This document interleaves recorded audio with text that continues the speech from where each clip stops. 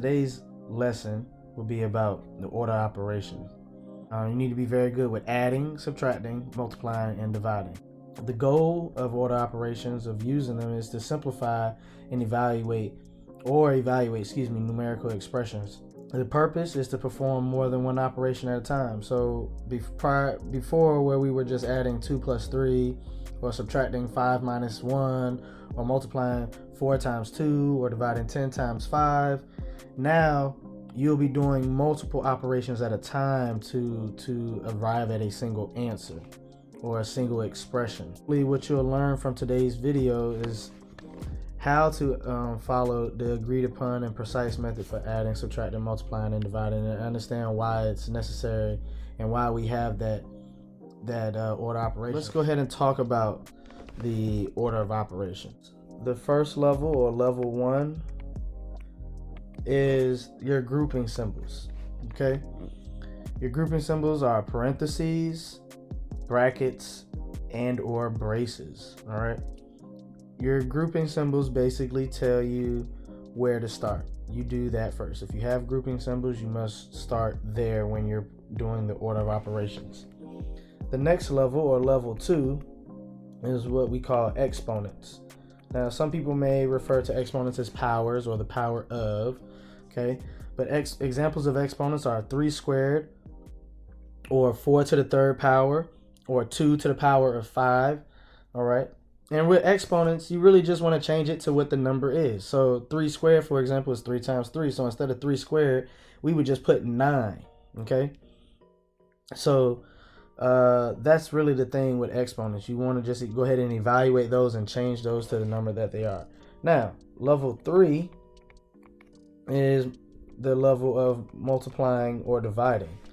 Now, with multiplying or dividing, the big thing here is the or. Or means that you do one or the other, whichever one is first or furthest to the left. Whichever one is on the left, that's the one you do first.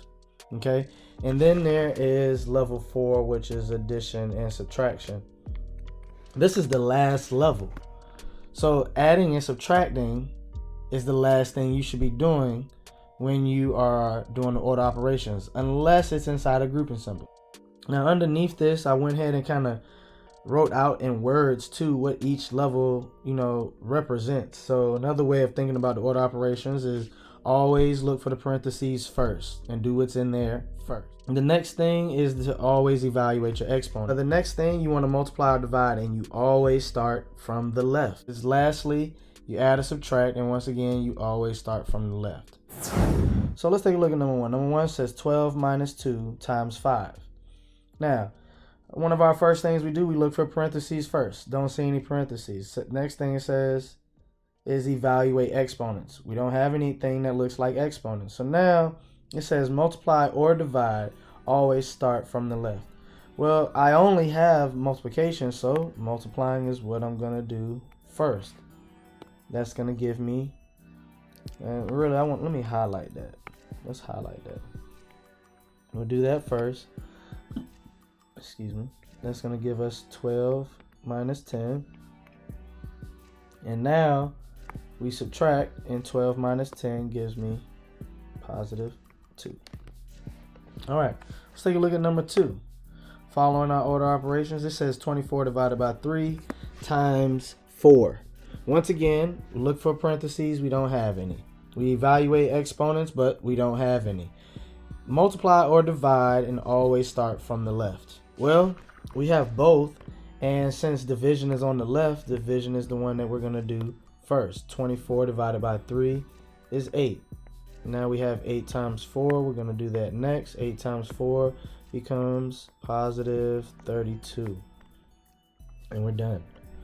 All right. Let's take a look at number 3. Number 3 says 16 divided by 8 plus 8.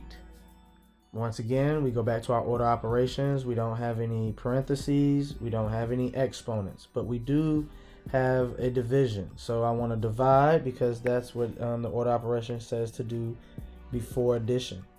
So 16 divided by 8 is positive 2. We have 2 plus 8. Obviously, we're going to do that next.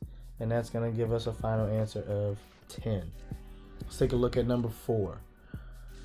Every time you do a new problem, you start the order operations over again. So we look for parentheses first, don't see any. Look for exponent. We evaluate exponents, which we don't have any. It says next, multiply or divide, always start from the left. Well, we don't have either one of those. Now in this problem, we only have addition and subtraction, but which one do I do first? Do I add just because it says to add and that's what's written, or do I subtract? Well, we subtract because we have to start on the left. So 10 minus 7 is 3. And then we do 3 plus 3, which makes 6. And 6 is going to be our final answer. Okay? I want to take a look at 1 through 4 again to discuss what would happen if we wanted to subtract first instead of multiplying. Because when we did number 1 up here, remember, because of the order operations and no parentheses, we had to multiply first because that's what the order operation tells us to do before we subtract. Now, but if I wanted to tell somebody to subtract first and then multiply, in mathematics, we would just put parentheses around it. So if I place parentheses here, now let's go ahead and do number 1. If we use order operation, it says always look for parentheses first. We have that. So I have to do what's inside those parentheses. 12 minus 2 is 10. Now we're going to have 10 times 5. We do that next. And 10 times 5 is 50. So the parentheses changed number 1 originally, which would have been the answer of 2. But now the parentheses told us to subtract first. So guess what? Now our answer is 50. Well, let's take a look at number 2. Number 2, the order operations the first time without parentheses has us dividing first because we work from left to right. But if I wanted to multiply first, I could just put parentheses around these, and now I have to do the multiplication first because it tells us to look for parentheses first. 3 times 4 is 12, so this becomes 24 divided by 12. And now we perform the division between 24 and 12, and that becomes 2. Let's look at number 2 from what it was the first time. Number 2, the first time without the parentheses was 32. With the parentheses, the answer is positive 2. All right, let's take a look at number 3. The first time we did number 3, we had to divide first because we had division and addition, and the order operation tells us to divide before we add. But what if I wanted to add first? I would have to put what? Parentheses. So if I put parentheses here, now that tells me or anybody else, hey, you got to do this first. So now 8 plus 8, that makes 16. And we still have everything else. We got to bring that down. So that becomes 16 divided by 16. We do that next. And 16, we know in math that anything divided by itself is 1. Let's take a look at number 4. Just to go back, when we did number 4 the first time, we had to subtract because we had subtraction and addition, but because subtraction was to the left, we had to subtract first. But what if you were somebody that was like, hey, I want to add? Well, if you want to add, what do you have to do? Place some parentheses where the addition around the two numbers with the addition symbol between them. Now that says, hey, add first. So because you got to do what's in the parentheses first. So that becomes 10, and we bring down the 10 minus, and now 10 minus 10 becomes 0. So for this part of the lesson, we will be discussing verbal translation for auto operations. And we want to take a look at the difference when we have parentheses and without parentheses. All right, so for A reads 12 minus 2 times 5.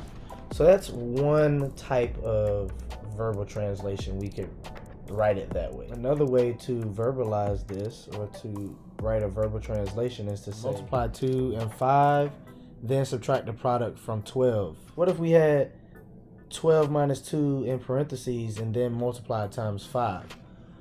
What would the verbal translation look like for that? One way we could verbalize this statement here is to say the difference of 12 and 2, then multiply 5. Another way that we could do a verbal translation for this problem is by saying 5 times the difference of 12 and 2.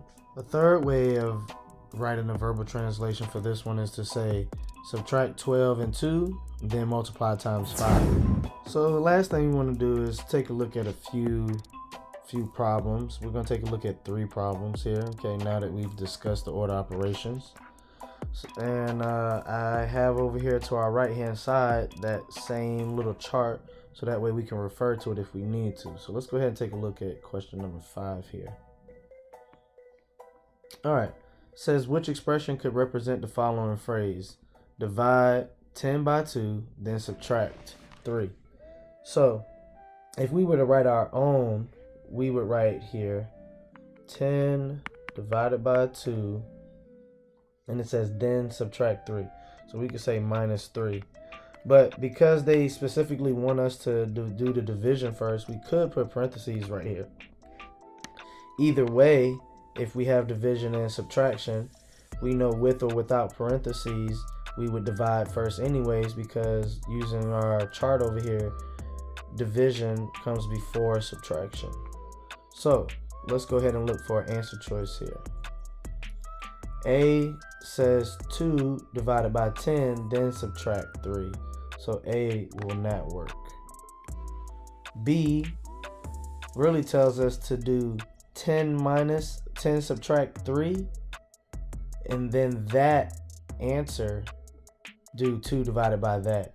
That won't work either. This next one says 10 divided by 2, then subtract 3. So we have one. Let's check that off, because we don't know. We may have another one here. This last one says do 2 subtract 3 first, and then whatever that answer is, we're going to do 10 divided by that. So no, that definitely leaves C as our answer here. So C would be the correct answer choice here.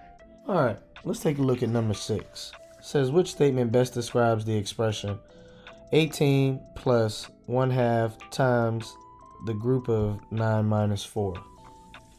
All right, they give us 4 answer choices here. So if we have our answer choices, our best bet would be to go ahead and translate each answer choice. So let's translate that. The first one here says, for A, says half the difference of 4 from 9 added to 18. All right, let's write that out. Half the difference, so 1/2 times, it says the difference of 4 from 9, which means 9 minus 4, and then it says added to 18. Okay, that looks similar to ours, except the 18 is in the front here, and now ours is in the back. But let's take a look at the rest of these answer choices. Let's see what they say. B says subtract half the quantity of 9 and 4 from 18. So it says subtract half the quantity. So we're gonna do, and it says subtract from, so 18 is gonna go first. From, now it says 1/2 the quantity of 9 and 4. C says the sum of 18 and half the product of 9 and 4. And D, the last one, 1/2 of 9 added to 18 minus 4. All right, now the only one that looks like our answer choice is A. So A here would be the best answer choice for this one. Number 7, an expression is described in words. Add 5 and 14, triple the sum, and then add 4/5. Create the expression using number and symbols. Here we have add 5 and 14. We have triple the sum, then add 4/5. We have add 5 and 14. 5 plus 14. Triple the sum means times 3, then add 4/5. Another way we could have written that is, once again, start off with the 5 plus the 14 times 3,